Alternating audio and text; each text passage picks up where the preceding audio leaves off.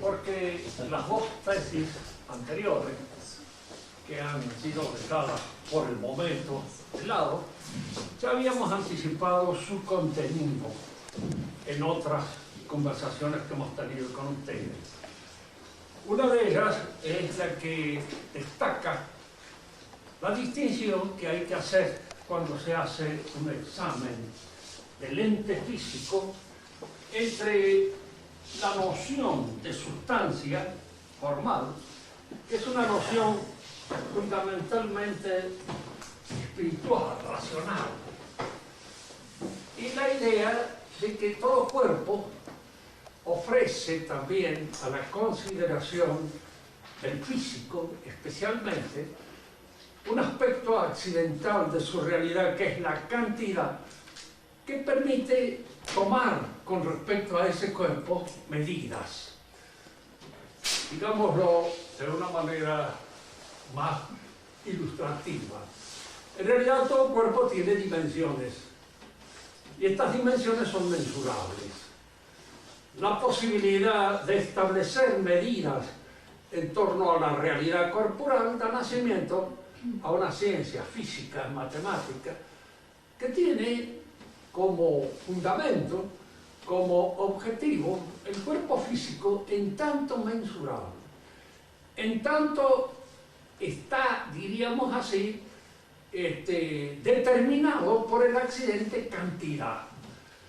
Cuando uno pregunta a los escolásticos qué quiere decir o qué es la cantidad, nos dicen una cosa que es interesante rescatar en esta oportunidad. La cantidad está formada por la constitución difluente de las partes de un cuerpo. ¿Qué quiere decir difluente? Quiere decir que las partes de un cuerpo se encuentran una al lado de la otra sin integrarse. Si todas las partes se subsumieran en una sola parte, no habría dimensiones. Pero como las partes constitutivas de un cuerpo no se subsumen en una sola, sino que se realizan, se constituyen una al lado de la otra, forman al mismo tiempo la cantidad de este cuerpo, que puede ser esa cantidad continua en el caso que da nacimiento a la geometría, o discontinua en el caso que da nacimiento a la matemática. Hay pues un estudio de los entes físicos que se llama física matemática, que está fundado precisamente en este accidente, en esta condición propia de los cuerpos. La ciencia física matemática se funda en esta, pero no son las únicas ciencias físicas, porque se puede también hacer una investigación en torno a las realidades constitutivas del ente físico, fundándonos en la noción de causa o de forma sustancial, y que esto era el elemento propio de la física tradicional aristotélica. Esa enorme discusión que se suscita en la Edad Media en torno a la nueva física que se viene constituyendo. Fíjense que tanto Galileo como Copérnico como Newton son herederos en alguna medida de especulaciones físicas que ya se habían hecho en la Universidad de París y en la Universidad de Oxford con mucha antelación. Y existen una serie de nombres que han sido rescatados especialmente por el estudioso de la física Pierre Diane en Francia, que son nombres que han anticipado en gran parte las ideas que posteriormente han sido desarrolladas por Galileo, por Copérnico y por Newton inclusive. Es decir, muchas de estas cosas eran ya conocidas con una cierta anticipación desde el siglo XIV en la Universidad de París y en la Universidad de Oxford. La ciencia físico-matemática tiene, pues, como objeto propio de ella, el ente físico en tanto es mensurable, en tanto está afectado por la cantidad. Y la ciencia física aristotélica tiene por núcleo central de su inteligibilidad a la diríamos, forma sustancial del ente físico. Son dos ciencias que tienen sus objetivos propios, que pueden desarrollarse paralelamente sin encontrarse jamás, y sin que haya entre ninguna de las dos absolutamente ninguna posibilidad de contradicción. La ciencia física matemática tiene pleno derecho a su desarrollo como la otra. El que muchos cultores de la ciencia física matemática hayan creído que con esa física quedaba completamente oscurecida o obsoleta la vieja física aristotélica es cosa de ellos.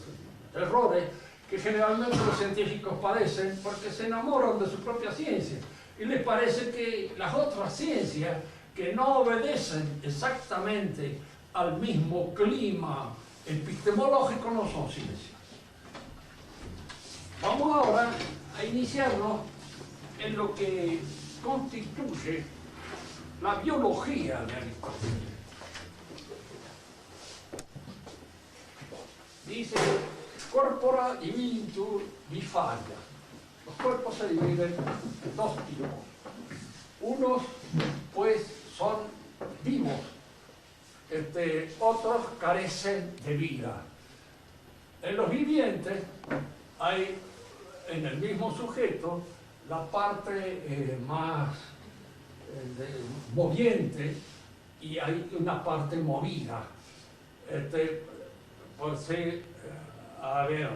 Una parte moviente y una parte movida. La forma sustancial del animal lleva el nombre de alma y requiere una originaria disposición de otras partes heterogéneas que constituyen el resto del cuerpo. ¿Por qué decimos que esta parte del pensamiento de Santo Tomás corresponde más bien a la biología que a la psicología? Fíjese que las ideas de Santo Tomás a este respecto, aunque se encuentran en muchas partes de sus obras, están especialmente expresadas en los argumentos que hizo cuando consideró el estudio del alma de Aristóteles. Pero la noción de alma en Aristóteles apunta a este principio vital que anima a los cuerpos vivientes. El alma es lo que anima a los cuerpos vivientes. Y los cuerpos vivientes son, en el pensamiento de Aristóteles, de tres clases, según las características de este principio vital que los anima: los vegetales, los animales y el hombre. Si alguien de ustedes pregunta si en el pensamiento de Aristóteles y de Santo Tomás los vegetales tienen alma, sí que sí. En el pensamiento de ellos el vegetal posee alma, es decir, posee un principio que lo anima, igual que el animal y como el hombre. La distinción entre unos y otros de estos principios vitales se hará a partir, diríamos así, de la observación del ente viviente. ¿De dónde parte nuestra consideración o la consideración tomista y aristotélica del ente viviente? De la observación, de los hechos. ¿Cuáles son las características del ser vivo? ¿En qué se distingue el ser vivo de aquel que no lo es? En primer lugar, las características las observamos a prima facie en su comportamiento. Y en este comportamiento observamos tres tipos de movimientos claramente distinguibles. El ser vivo crece, el ser vivo se nutre, el ser vivo se reproduce. Crecimiento, nutrición y reproducción son las características fundamentales de todo ser vivo. Y estos tres movimientos son movimientos perceptibles a simple vista, por la experiencia que el hombre tiene de estos entes. Se los observa, se ve que crecen, se ve que se nutren y se ve que se reproducen. ¿Cómo a partir de esta observación de los cuerpos vivientes yo llego a la deducción perfectamente lúcida y clara de que hay un principio fundamental que los gobierna, de que tienen o poseen un principio fundamental al que llamamos alma. Si yo observo que los movimientos de crecimiento, los movimientos de nutrición y los movimientos de reproducción de todos los seres vivos están gobernados, están dirigidos por un principio que los ordena y los limita según exigencias de la especie, me doy cuenta de que hay un principio ordenador, un principio que establece el vínculo entre estos movimientos. Quiero decir, un ser vivo no crece hasta que revienta, ni se nutre hasta que se muere, ni se reproduce en cualquier momento de su existencia. Hay en el movimiento de crecimiento, hay en el movimiento de nutrición y hay en el movimiento de reproducción una regulación. Y esta regulación significa gobierno. Y el gobierno en estos principios está dado precisamente por el alma. Los vegetales crecen, los vegetales se nutren y los vegetales se reproducen. Y estos movimientos en los vegetales están, diríamos, formalmente e intrínsecamente contenidos en el alma del vegetal. El alma del vegetal produce estos movimientos. El vegetal crece de conformidad con ciertos movimientos a los que los botánicos llaman trópicos. Geotropismo positivo, el heliotropismo, que permite la respiración a través de las hojas. Todos estos tropismos significan movimientos propios del vegetal, que se mueven, se realizan, se ponen en ejecución frente al estímulo inmediato que cada uno de ellos sufre en la situación en que se encuentra. Así el geotropismo es la inclinación o el movimiento propio de las raíces hacia la tierra, que es la que favorece la nutrición del vegetal. Diríamos que en el vegetal hay otros tropismos más que explican su crecimiento. Y al mismo tiempo hay movimientos que explican su manera de reproducirse. En el vegetal hay una reproducción que no se produce por una selección, ni se produce por lo que podríamos llamar uneros de las plantas. A pesar de que las flores son muy bonitas y que pueden atraer a las abejas y que las abejas luego, diríamos, favorecen la reproducción de las plantas, no hay en ellas que nosotros advirtamos ninguna inclinación erótica especial. Hay botánicos que son en este sentido más románticos y que encuentran indudablemente esta cierta inclinación en el erotismo vegetal. Pero yo creo que hay aquí más imaginación que conocimiento cabalmente tal. Entra allí un poco más la poesía que el saber auténticamente científico. El vegetal es el ser que se encuentra en un medio, en un ambiente. Diríamos así, está fijo en él, está detenido en él, recibe todas las influencias del ambiente, no puede modificarlo. Si el ambiente se le hace difícil, pues padece hasta la muerte las dificultades que el ambiente le produce. El animal tiene otro principio que afecta a todos estos movimientos. Diríamos que estos movimientos del vegetal se encuentran en el animal, pero intrínsecamente perfeccionados, cada uno de ellos, por la presencia de un nuevo principio activo, que es el conocimiento sensible. ¿En qué distinguimos nosotros del conocimiento sensible del animal? Eso que en los animales superiores, en aquellos que nosotros podemos observar con mayor competencia, como pueden ser los caballos, como puede ser el perro, Santo Tomás, siguiendo el pensamiento de Aristóteles, distinguía en ellos una cierta actitud que llamaba estimativa. La estimativa propia del animal es la capacidad que tiene el animal en la situación concreta en que se encuentra de percibir en esa situación algo que lo favorece o algo que no lo favorece. Diríamos, el perro se da cuenta cuando el dueño está enojado.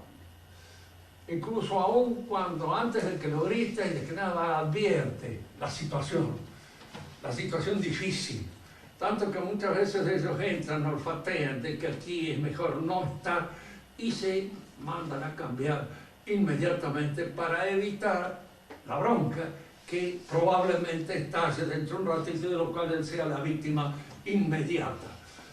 Esta capacidad estimativa se da en el animal y es una apreciación de la situación directamente vinculada con lo que podríamos llamar los sentidos.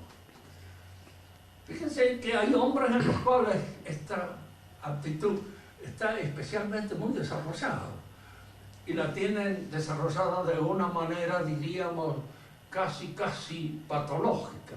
Advierten con mucha rapidez lo que es favorable, lo que le es desfavorable, en una situación intuitiva e inmediata, lo aprecian. Nosotros tenemos en nuestro lenguaje cotidiano algunas palabras que indican esto. Estoy oliendo mal al cántaro, te dicen, es decir, siento que hay una atmósfera que no es muy agradable.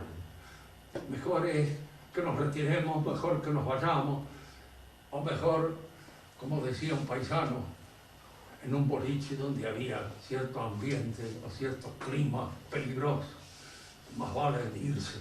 Decía que más vale irse porque estaba la situación un poco difícil. En el animal, diríamos, aparece este conocimiento. El conocimiento sensible es el conocimiento de lo concreto, lo inmediato. El animal conoce a su dueño, no solamente conoce al dueño, sino que conoce a casi todos los amigos del dueño. Y a casi todos los que de alguna manera tienen una relación inmediata, especialmente los perros, que son los más cercanos a nosotros. Por eso decir, no sé si el mono es más inteligente que el perro, yo creo que no. Y que por eso podemos descender de los perros. Yo preferiría haber pasado a un perro y no a un mono. Me gustan más. De alguna manera están más relacionados con nuestra familia y tienen más vínculos familiares de servidumbre. El perro ve estas situaciones, las aprecia, y tanto que en fin, uno puede estar mucho tiempo sin ir a la casa de una persona a la cual ha ido o ha concurrido algunas veces, y cuando uno va, el perro lo conoce. Así hace bastante tiempo que no esté en contacto con él. Y este conocimiento es un conocimiento de apreciación inmediata, a través mismas de los sentidos.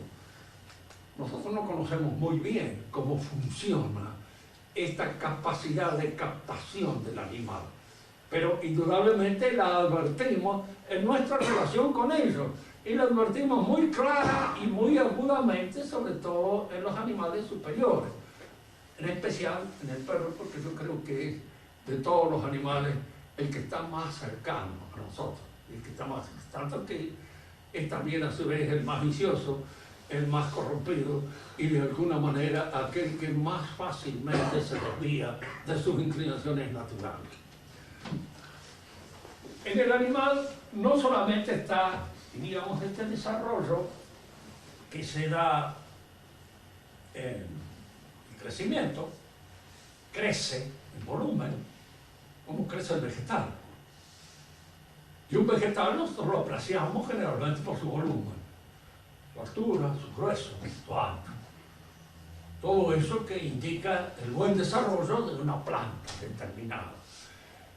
En el animal también apreciamos nosotros este crecimiento, pero apreciamos otro, que es su destreza en la habilidad específica que él desarrolla, cosa que en el vegetal no se da.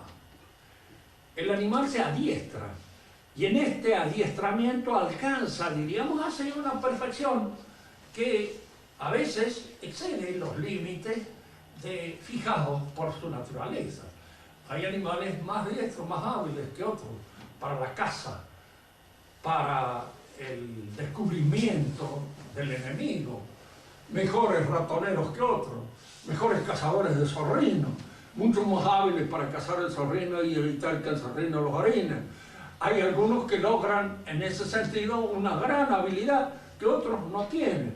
Y de alguna manera esto indica que hay entonces en el animal incoactivamente un principio de educación, al que podemos llamar, en vez de educación, como lo llamamos al nuestro, adiestramiento. Fíjense que en la vida humana después vamos a descubrir la diferencia que puede haber entre el adiestramiento y la educación. Porque hay un adiestramiento, me adiestro en el manejo de un arma, me adiestro en el manejo de un automóvil, me adiestro en el manejo de cualquier otra cosa. Indudablemente esto puede ser incluido en el proceso total de la educación, pero hay que distinguirlo. Y ya lo vamos a distinguir cuando hablemos de los hombres. En el animal hay pues un crecimiento que es físico, pero a la vez hay un crecimiento que es de su adiestramiento específico. Y el animal para nosotros tiene valor no por el desarrollo físico, no porque es más grandote o porque es esto, sino por aquella habilidad que es capaz de desarrollar dentro de las aptitudes de su especie. Y esta habilidad es la que fija en él las condiciones del adiestramiento.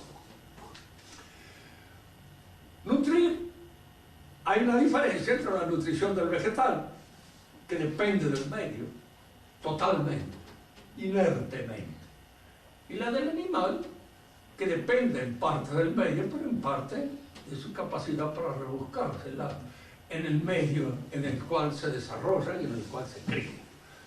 Por eso podemos decir, parafraseando a Ortega y Gasset, que el vegetal tiene su ambiente y el animal crea su ambiente, tiene en cierto modo su mundo. Este mundo en el cual se mueve el animal puede ser a veces muy pequeño, muy reducido. No sé cuál puede ser el mundo del ratón, pero indudablemente no va mucho más allá de los alrededores de la cueva y de aquellas cosas que van incitando su olfato y atrayéndolo para buscar la alimentación, que él la busca por un conocimiento sensible, por un conocimiento que tiene de las posibilidades reales que le ofrece el ambiente en el cual se mueve. Estos ambientes a veces pueden ser inmensos, pónganse el ambiente geográfico en que se mueven las golondrinas, el ambiente geográfico en que se mueven otros animales migratorios que van de un lado para otro y que a veces atraviesan distancias inmensas para ir buscando el hábitat que les conviene y que les corresponde. El animal tiene pues este mundo propio del animal. Al mismo tiempo en la reproducción el animal elige. Esta elección se hace, diríamos así, naturalmente. Hay animales, especies monógamas, y que lo son de una manera, podríamos decir así, casi, diríamos, enternecedora, porque dependen tan absolutamente de la compañera que cuando uno fallece, el otro poco tarda en seguirlo también al otro mundo. Hay en los animales esto, en otros animales no, pero en general hay ciertas preferencias. Yo tengo una experiencia sufrida en el campo, por ejemplo, entre los padrillos siguarizos, criados en manada, tienen un grupo de yeguas para ellos y no admiten ninguna más, nada más que ese grupo de yeguas. Tanto que cuando crecen mucho, en el ámbito, diríamos así, de la yeguada, expulsan las nuevas, las echan. Digo esto saliendo un poco al encuentro de esa idea que tiene Freud, cuando él habla de que el hombre, que al principio vivía también en manada, y entonces el hombre viejo acaparaba a todas las mujeres para él. Y entonces va creando un ámbito de resentimiento en todos aquellos que van quedando un poco fuera de estas selecciones. Cosa que no sucede con los animales. No sé de dónde habrá sacado él esta noción o esta idea, pero entre los animales no pasa eso. Sí, entre los animales criados de una manera contraria al ámbito en el cual deben desarrollarse. Es decir, criados por el hombre. Si el hombre sustrae el padrillo a la manada y lo cría solo, ¿no? Entonces ese ya no es, diríamos así, no elige un grupo selecto determinado, sino que cualquiera. En ese sentido se parece mucho a los hombres también, que no tienen una fijeza muy grande en la selección y entonces tienen un amplio panorama de su selección, pero esto se produce como consecuencia de una alteración provocada en los instintos por el desarrollo en prisión, por el desarrollo diferente del hábitat natural en que podía desarrollarse. El animal entonces no come igual que el vegetal y no se reproduce igual que el vegetal. Tiene elección. Hay en el animal un principio de eros. Este principio de eros en algunos se da con mayor preferencia que en otros, pero de alguna manera en ellos se establece. Y este eros está determinado, fijado por el crecimiento de cada uno de ellos. No aparece en cualquier época, ni se limita, diríamos así, a cualquier espécimen del sexo opuesto, sino a aquellos que están precisamente en condiciones de poder procrear. El principio entonces que difiere al animal del vegetal es este del conocimiento sencillo. Y aquí es donde el pensamiento escolástico, esto no está en Aristóteles, ni está en Santo Tomás tampoco, pero está en los seguidores de Santo Tomás, y que de alguna manera son los que han colaborado en el perfeccionamiento de esta línea de pensamiento. ¿Cómo se encuentran estos tres principios fundamentales dentro de este nuevo principio que viene en alguna medida a perfeccionarlos intrínsecamente con una perfección nueva? De tres maneras puede estar una cosa en otra, dicen los escolásticos. Virtualmente, formalmente o eminentemente. Cuando una cosa está virtualmente en otra, pues cuando está en potencia, como el árbol en la semilla. En esta semilla de olmo hay un olmo totalmente contenida, pero ese olmo está virtualmente en esta semilla. Formalmente está cuando está con todas las perfecciones que le corresponden por naturaleza. Si ustedes ponen un bisturí en mis manos, ese bisturí es un bisturí y está formalmente en mis manos. Pero indudablemente si lo colocan en las manos de un buen cirujano, allí está eminentemente contenido. ¿Por qué? Porque intrínsecamente el instrumento está perfeccionado por el hábito del cirujano. Y el hábito del cirujano, al manejarlo, introduce en el instrumento la perfección de su ejercitación, de su conocimiento. Le da a ese instrumento una perfección que formalmente no tiene, pero que la tiene cuando se encuentra en la mano de aquel que en alguna manera sabe llevarlo adelante. Supongamos, por ejemplo, estos tres movimientos que en el vegetal se encuentran formalmente determinados, porque el vegetal crece, se nutre y se reproduce.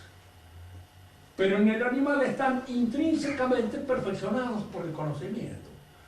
Y entonces están eminentemente contenidos en el conocimiento del animal.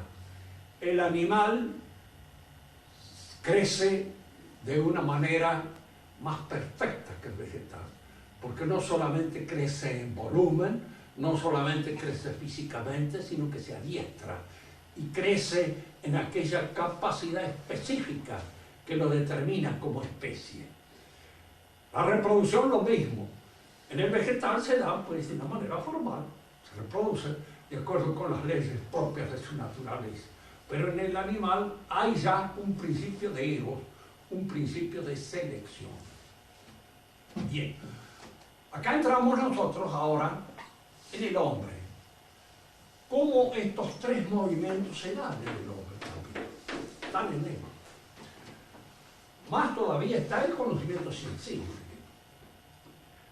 Pero acá es donde aparece en el hombre un nuevo principio que en alguna medida entra en la constitución, en el desarrollo, en el perfeccionamiento de todos estos movimientos.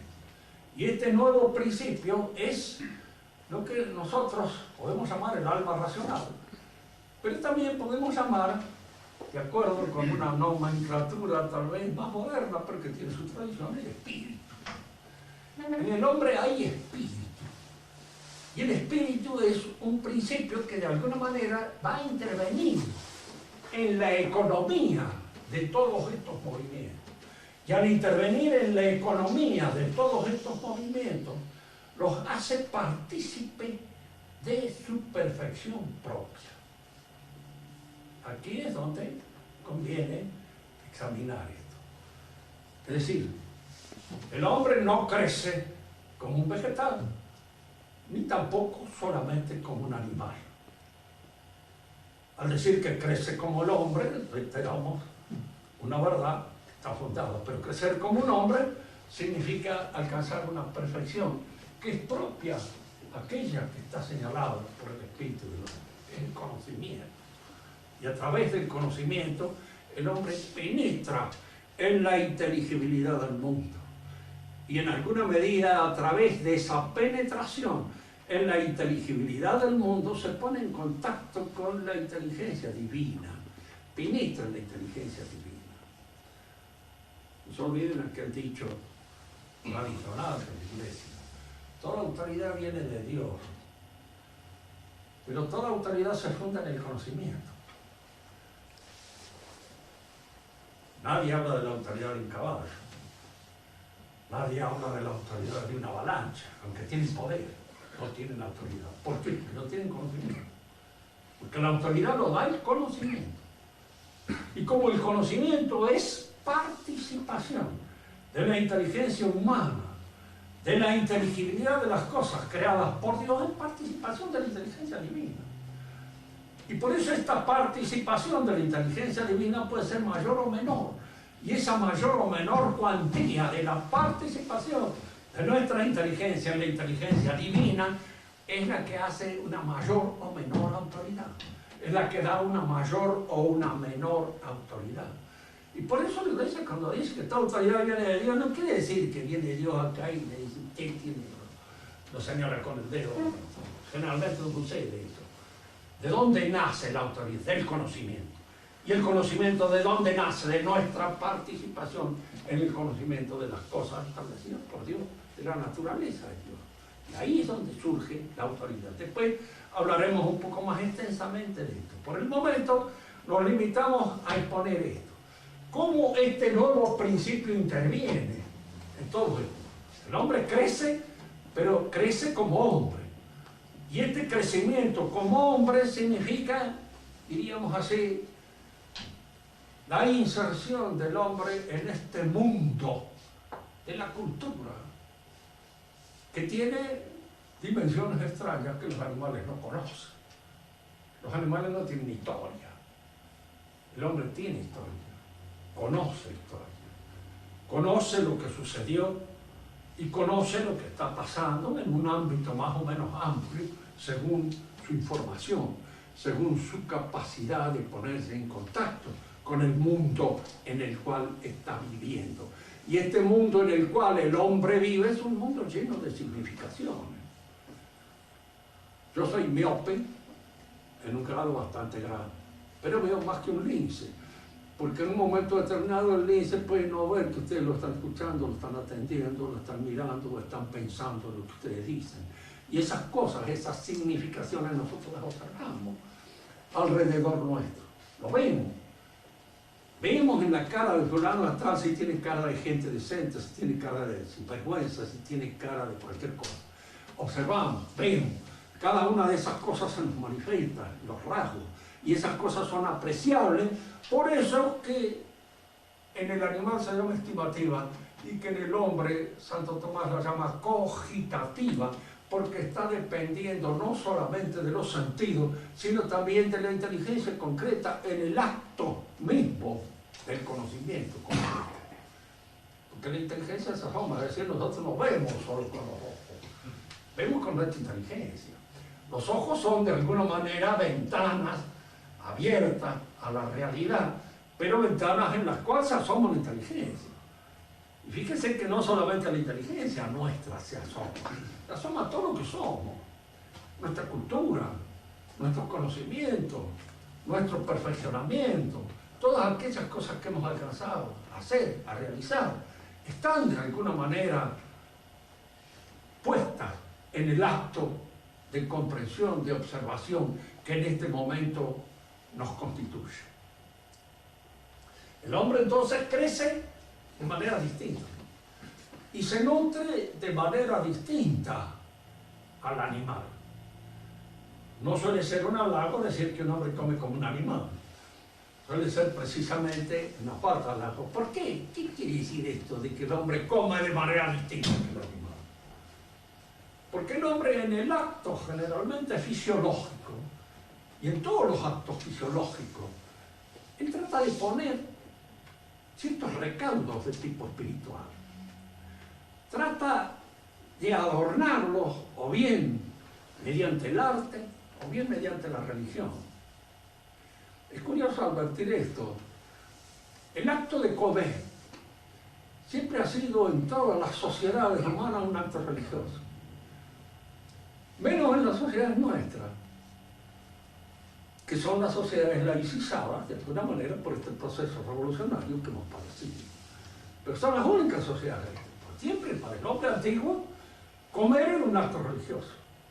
Comer del mismo pan era ya casi una cierta hermandad, una participación de algo que constituye el alimento de cada uno. Ahora fíjense, el alimento siempre fue considerado por el hombre antiguo, por las más viejas razas, como un sacrificio. Porque es algo que evidentemente se inmola, ¿verdad? Pongamos la lechuga que pasa a ser de alguna manera alimento nuestro. Acá como lechuga termina, se inmola y se espiritualiza al convertirse en alguna medida en hombre. El sacrificio antiguo es este sacrificio que va de lo bajo a lo alto, que surge de la naturaleza, que surge de lo que está, diríamos así, en una línea ontológica inferior a nosotros y sube hacia nosotros, para espiritualizarse en nosotros. La idea del sacrificio antiguo es esa. Si ustedes quieren pensar en el sacrificio de la mesa, pueden pensar que acá el alimento ahora no es el que va de lo bajo a lo alto, sino el que viene de lo alto y nos levanta hasta él. Es el nuevo sacrificio. Este es el cuerpo y la sangre del nuevo sacrificio del eterno testamento, de la eterna alianza del hombre con Dios. Les explicaba esto para indicarles cómo, diríamos, este acto simple de manducación en el que el hombre, diríamos así, se alimenta, tiene en el hombre una repercusión espiritual. O es puro ornato, uno juzga a veces de la buena educación de la niña en la forma en cómo maneja los cubiertos. Nos atenemos pura y exclusivamente al aspecto estético. Pero la pregunta es esta, ¿por qué? ¿De dónde nace eso? ¿Por qué se le impone al hombre esa necesidad de adornar un acto que es fisiológico precisamente? Para que no se manifieste lo fisiológico en toda la crudeza animal. El hombre lo hace intervenir en una relación más alta, le da un contenido más elevado, con el objeto precisamente de sacarlo de ese nivel en el cual el acto bruto se realiza. El hombre come de otra manera. Ya vamos a hablar más adelante, cuando hablemos del cristiano, cómo aparece un nuevo principio espiritual que hace que todas estas cosas entren en una participación más íntima con un orden sobrenatural. Pero no nos adelantemos. Mantengámonos por el momento en este orden humano. El hombre entonces no come como los animales. En la alimentación hay una exigencia de orden espiritual que nace de su naturaleza espiritual. Y podríamos decir que esta exigencia de orden espiritual es la que explica el vestido. Se ha tratado muchas veces de explicar que el vestido viene porque el frío, porque hay lugares donde uno se sacaría hasta el cuero, el calor que hace.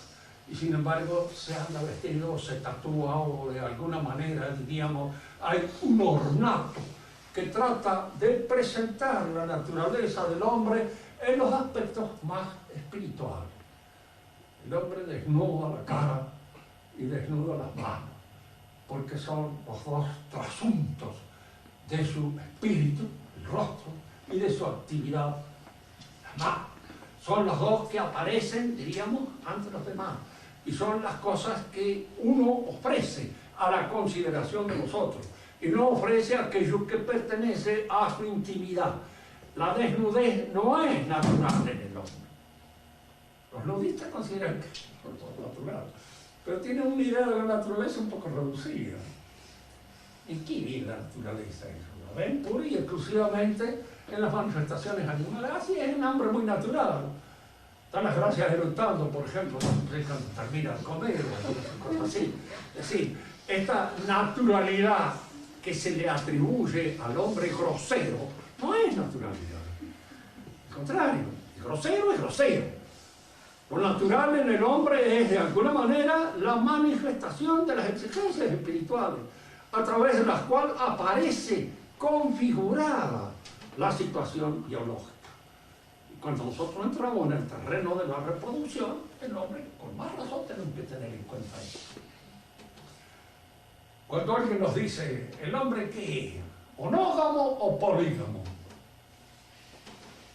Naturalmente hablando, no es ni una cosa ni otra.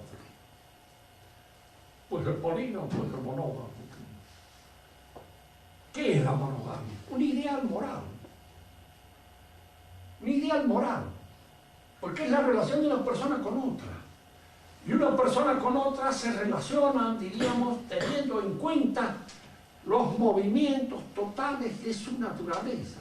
Y la naturaleza no es solamente el deseo sexual, es también la relación con otra persona.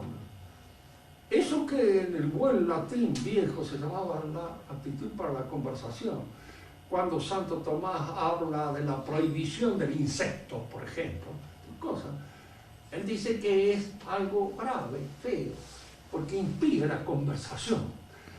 Y al decir que impide la conversación, uno mismo estaba, yo me acuerdo de haber consultado con algunos mejor preparados que yo en materia de latín. Así que, ¿qué es lo que se quería decir con él? Y la relación es esto, de que hay una relación espiritual que exige por parte de uno que no haya el trato sexual entre las personas que tienen esa relación espiritual. Porque el trato sexual trae como consecuencia otro tipo de relaciones, que no es solamente aquellas en que debe mantenerse entre un padre y una hija, o un hijo y una madre, entre los hermanos o entre cualquier otra persona, en los cuales el tipo de comunicación debe ser sostenido en un nivel de mayor altura espiritual. Y a esto se refiere eso de la conversación. El hombre no es ni polígamo ni monógamo, por naturaleza, así, digamos, instintivamente. Puede ser una cosa u otra, pero lo es por el ideal moral. Y es en el ideal moral donde interviene este movimiento propio de lo que podríamos llamar el principio espiritual del alma humana, que exige que en esa relación con otra persona humana se tengan en cuenta todas las consideraciones. Yo me acuerdo que a veces, como vivimos en una época que casi la práctica del amor libre es ya corriente, no se hacen las cunetas de la calle, pero en cualquier momento lo vamos a ver, de manera así que nos llame demasiado la atención. Preguntábamos, ¿por qué tiene que casarse? Porque el acto de la relación de un hombre y una mujer es social. ¿No entendió usted que social? El que se casa es un hombre que tiene toda la naturaleza y todos los impulsos de la naturaleza. Y entre los impulsos de la naturaleza está la sociabilidad. El hombre elige, y al elegir una mujer, indudablemente, diríamos, cae en un matrimonio. Y el matrimonio tiene por efecto la constitución de la familia, y eso es la incorporación a un orden social al cual pertenece. Hay que tener en cuenta el orden social, claro que sí, si no nosotros caemos en un individualismo anárquico que vaya a saber a qué consecuencias nos lleva. Y si el acto es religioso, bueno, con más razón todavía. ¿Por qué? Porque el hombre está en relación con Dios. Y lógicamente esta relación con Dios implica todos los actos del hombre. De manera que todos los actos del hombre están en una relación de religación con Dios. Y por eso también el matrimonio en el hombre no solamente debe ser un acto social, sino también un acto religioso. Es físico y social y religioso. Todas estas dimensiones que entran en la composición de la sexualidad humana, del erotismo humano, son dados precisamente por el espíritu. Pero aquí es donde nosotros nos encontramos con este hecho. El espíritu, los actos espirituales, una de las condiciones de los actos es su libertad, libre. Fíjense que en la actualidad hay una tendencia en la enseñanza del magisterio de la Iglesia a considerar el acto libre como determinante del acto espiritual. Hacerlo más importante que no, el acto libre es el acto espiritual. El acto espiritual en sí es lo importante. Y la libertad es una condición de ese acto. Tomemos un ejemplo. ¿Cuándo un acto es libre? Cuando no está determinado por naturaleza. ¿Soy libre o no soy libre de aprender el teorema de Pitágoras? Claro, soy libre. ¿Puedo aprenderlo o no aprenderlo? Igual puedo seguir viviendo sin aprenderlo. No interesa que lo aprenda. Es un acto que puedo decir está librado a mi libertad. Puedo aprender o no aprender.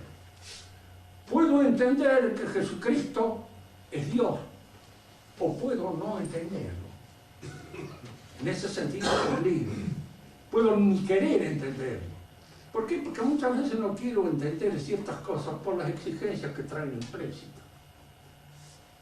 Ah, no, con eso no me meto porque eso me trae como consecuencia el tener que hacer. Me obliga a esto, me obliga a esto otro, me obliga a aquello.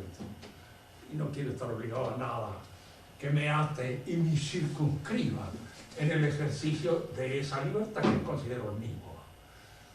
Un acto de justicia, dar a uno según su derecho, es un acto libre. Es decir, no estoy obligado a hacerlo. Puedo cometer una injusticia. Pero esta posibilidad de cometer la injusticia es en donde diríamos, se juega la libertad del hombre. Como el espíritu es libre, el espíritu al introducirse en todos estos movimientos de la realidad viviente, puede hacerlos perfeccionándolos y llevando a la perfección propia que el espíritu impone, o pervirtiéndolos y echándolos a perder, en función precisamente de la libertad con que el espíritu procede. Es decir, el hombre puede convertir la alimentación en una finalidad de su vida. El individuo que puede convertir la conquista de muchachas en una finalidad de su vida. Hay algunos que en ese sentido, diríamos, tienen una dedicación exclusiva. ¿Sí? En alguna oportunidad había un amigo que le decía a otro, sí, dice, vos andás con tu libertad. Sí, dice, ¿por qué te gusta? Sí, me gusta, dice. Bueno, pero tenés cuidado porque forma parte de una colección. Dice, yo no la quiero largar, dice, por el momento. Era parte de una colección. Entonces, esta actividad, digamos, esta hipertrofia, es provocada por la espiritualidad. No es por el instinto puro. Es la imaginación la que actúa aquí y obra sobre el instinto y lo hipertrofia. y lo convierte en una finalidad, lo convierte en un deporte, lo convierte en un negocio, lo convierte en cualquier otra cosa que no es lo propio de su naturaleza específica. Y esto como consecuencia precisamente de esa libertad de la que el espíritu goza. Así como puede comer y convertir la comida en una finalidad total de su vida, puede convertir el sexo en una finalidad total de su vida y puede convertir cualquier otra cosa, cualquier otra actividad. El negocio, la sobrevivencia, lo que fuera, todo eso se convierte al fin de cuentas en una especie de fin y objetivo que lo saca, lo arranca de sus quicios y lo lleva a una exageración en toda su actividad vital. Esa es la capacidad del espíritu. Por eso cuando nosotros decimos cómo se encuentran estos movimientos dentro de este principio espiritual, pues necesariamente tienen que estar intrínsecamente perfeccionados por las exigencias espirituales. Pero pueden estar arruinados por las exigencias espirituales. Nosotros hablamos por tradición, esto ya no es un asunto pura y exclusivamente de ciencia, sino de fe, de tradición, es que el hombre es una naturaleza caída. Es decir, que es una naturaleza que ha sido arruinada en el ejercicio de su espiritualidad por preferencias valorativas inferiores. Y al ser arruinada por preferencias valorativas, tiene una inclinación a la infravaloración de las cosas.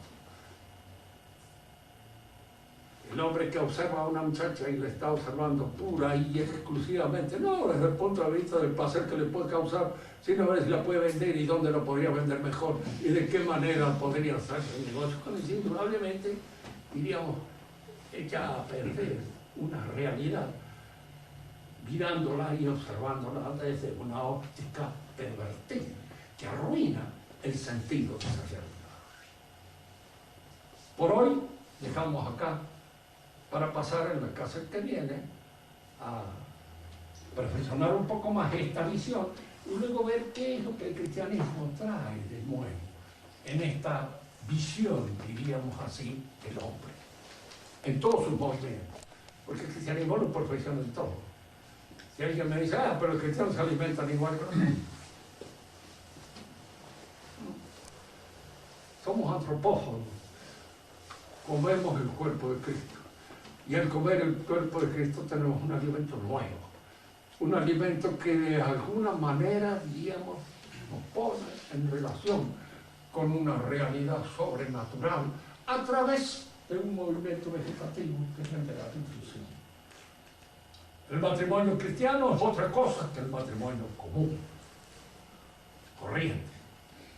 Y el crecimiento del cristiano es también diferente al natural, porque no se trata ya solamente de crecer en orden a aumentar la perspectiva del mundo en el cual uno se mueve, sino también de observar este otro mundo al cual estamos encaminándonos como itinerante y que es un mundo que nos ofrece la fe. Si quiere hacer alguna pregunta, la hagan por toda la voz que quieran. Sí, Clarita. Confío en ti. Cuando Aristóteles habla del alma, ¿no es cierto? O sea, es la misma alma que habla Santo Tomás, eterna, todo. ¿Cómo? Es el alma como de Santo Tomás, o sea, que es eterna, inmortal o, sí. ¿O no? Bueno, hay una cosa, ¿no es cierto? Cuando Aristóteles también considera que el alma es inmortal.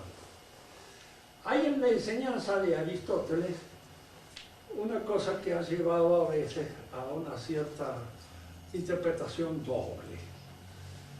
Porque por un lado considera que la inmortalidad del intelecto es único para todos. Da a entender en ciertos textos. Es como si dijéramos nosotros nos inmortalizamos al asumirlo en el intelecto agente universal. Pero en otros lados esto aparece criticado por él mismo y en cierto modo diríamos en apoyo de la posibilidad que tiene el hombre de sobrevivir a la muerte física. en función precisamente de esta aspiración al orden inteligible. No olvidemos que Aristóteles a fin de cuentas era platónico, y en Platón la inmortalidad del alma es fundamental, tanto que el hombre es el alma inmortal. Ahora, existe la posibilidad de probar, diríamos de una manera racional, la inmortalidad del alma. Yo creo que hay razón.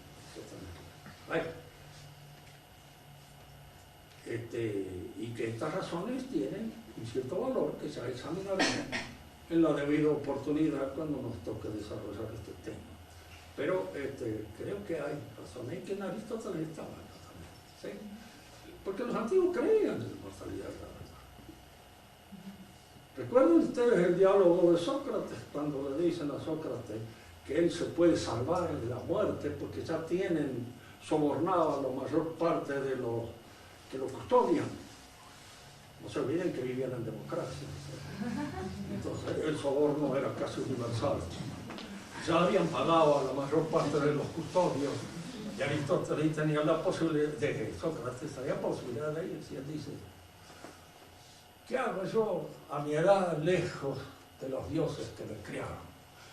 ¿Y cómo me presento en el otro mundo ante las leyes que me hicieron vivir? Y él las personifica, las leyes. Personifica, las leyes son divinas en general para todo el pensamiento antiguo, tradicional y pagano. Son divinas y tienen formulación divina, nacen en el principio dictadas por los dioses o por Dios. Y Sócrates creía posiblemente en eso, pero con toda la fuerza de su espíritu. Entonces creía en eso que ni siquiera entendió la posibilidad de salvar su cuerpo. Cuando ya tenía 70 años, al fin era un chico. ¿No es cierto, padre? Era un muchacho. Yo te hago una pregunta. Si la libertad espiritual, en algunos casos la libertad espiritual, si en algunos casos soy libre, como en el caso de Pitágoras, puedo entenderlo o no entenderlo. Pero en el caso de la justicia, puedo hacerlo o no puedo hacerlo, pero no hacerlo no es la misma consecuencia que no entenderlo. Entonces no soy tan libre. Sí, bueno, pero hay una cosa, ¿no es cierto?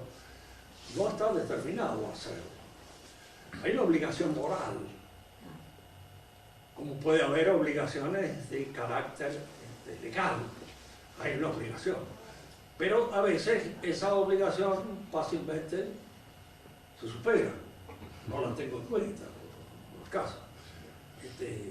Me fastidia la cara de fulano de tal y voy a tratar de reventarlo, ya que soy juez, un dolor. Precisamente ahí es cuando se analiza la relación de las pasiones con el acto libre. Hay pasiones que favorecen el acto libre. Por ejemplo, ser justo con una chica bonita es casi agradable. Pero ser justo con una chica que entonces también ya el asunto no es tan agradable. Y entonces hay un elemento, ¿cuál de los dos actos tiene mayor valor moral? Se dice que aquel que es el que va en contra de la pasión contraria.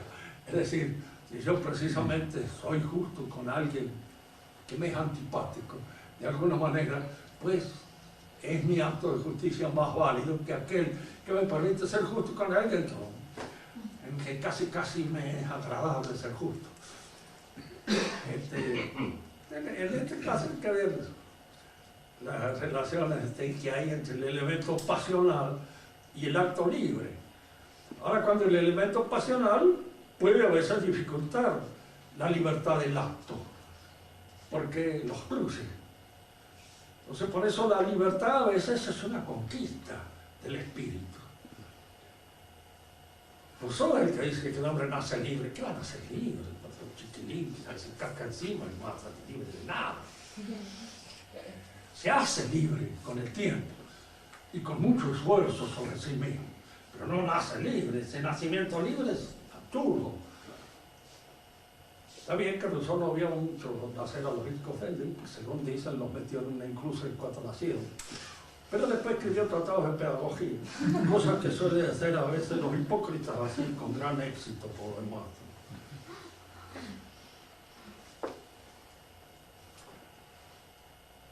Rubén, no sé si es para esta clase o para la próxima. Usted dirá, el objeto del acto libre, ¿y qué lo perfecciona? ¿Para qué tenemos libertad? ¿Para qué tenemos libertad? Bueno, no. De hecho, el tener el espíritu es ya el tener la libertad. Porque el espíritu es, diríamos, una función más noble que las otras funciones que están ligadas a la actividad pura y exclusiva del cuerpo. Entonces el espíritu nos hace partícipes de alguna manera de la libertad de Dios. Dios es libre, totalmente en todos sus actos. Hace lo que quiere. Ahora, indudablemente, la libertad de Dios es una libertad omnisapiente. No es la libertad de un imbécil. No, que hablar, porque alguno dice, si Dios hace lo que quiere, puede hacer que un pecado no sea pecado. No. Lo que no puede hacer parece que usted no sea imbécil, porque hace completamente absurdo. Dios es un ser libre en que su voluntad se expresa de una manera inteligente, siempre. Entonces todos los actos de Dios son inteligentes. Están determinados por la inteligencia. Son determinadamente inteligentes, si usted quiere, porque en Él es la inteligencia indudablemente la que predomina y la que guía toda su actividad. Y entonces es una inteligencia que no es erra, es una libertad en la cual no hay fracasos. En la nuestra sí. Nosotros tenemos que sufrir un poco esa situación propia de los hombres que llegan a un cierto nivel en que los pecados en ese nivel son más graves que los pecados en el nivel más chico. Por ejemplo, un mal cura es peor que un mal dentista. Claro. ¿Por qué? Porque el mal dentista, en fin, puede arruinarle la dentadura, pero el cura le arruina el alma.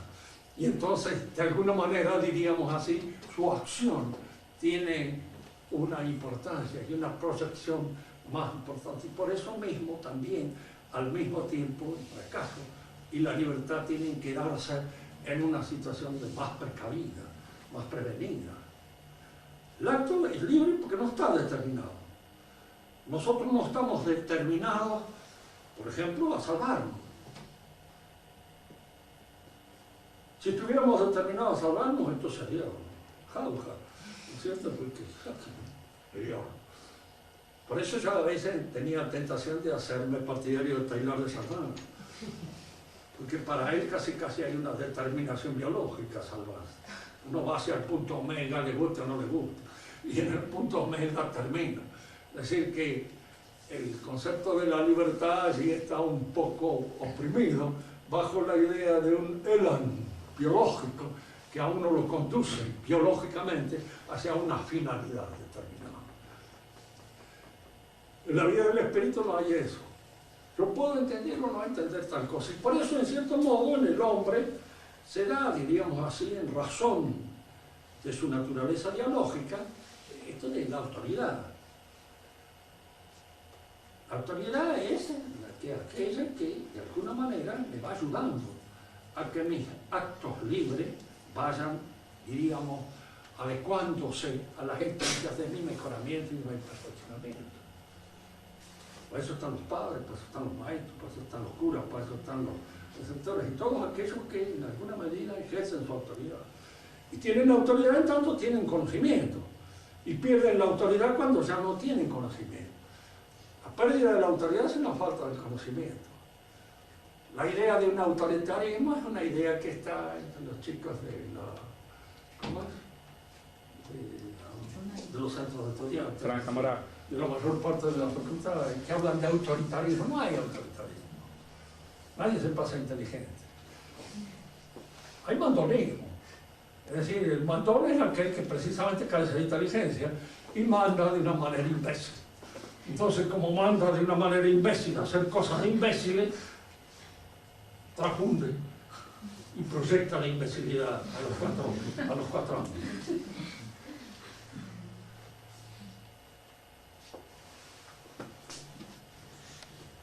Este es para tu marido. ¿Él sabe qué tiene que hacer?